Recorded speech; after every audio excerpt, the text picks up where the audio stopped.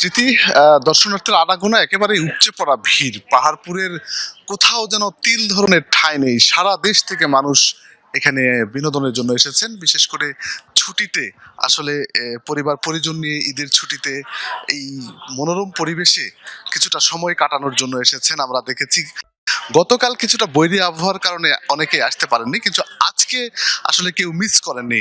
পাহাড় এবং সবুজের যে সমারোহ এবং একই সাথে খোলামেলা পরিবেশ, এই মুক্ত আকাশের নিচে একটু ঘুরে বেড়ানো, সব মিলিয়ে আসলে আজকের পরিবেশটা যেমন সুন্দর, দর্শনার্থীর সংখ্যাও কিন্তু অনেক বেশি। সংশ্লিষ্টরা বলেছেন যে প্রায় 10,000-এর মতো দর্শনার্থী ইতিমধ্যে সকাল থেকে এখন পর্যন্ত এই পাহাড়পুর বৌদ্ধ বিহারে প্রবেশ করেছে। পাহাড়পুরের ঐতিহাসিক যে নিদর্শন সেটি যেমন উপভোগ করছেন, তেমনি কিন্তু পাহাড়পুরের যে জাদুঘর আছে সেই জাদুঘরে দর্শনার্থীরা এসে পুরনো যে ঐতিহাসিক নিদর্শনগুলো আছে সেগুলো খুব কাছ থেকে দেখছেন। সব মিলিয়ে আসলে একটি একেবারে আনন্দে ভরপুর অবস্থা শুরু হয়ে গেছে। সংশ্লিষ্টরা বলছেন যে এরকম অবস্থা আগামী আরো কয়েকদিন থাকবে এবং প্রতিদিনই প্রায় 10 থেকে 15 হাজার দর্শনার্থী কিন্তু দেশের নানা প্রান্ত থেকে আসছেন।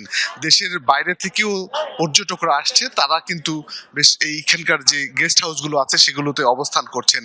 কোনো কোনো পরিবার হয়তো 2-3 দিন পর্যন্ত থাকার জন্য তারা এসেছেন, এরকম আমরা দেখছি। দেশের নানা প্রান্ত থেকে আমরা কয়েকজন দর্শনার্থীর সঙ্গে কথা বলেছিলাম।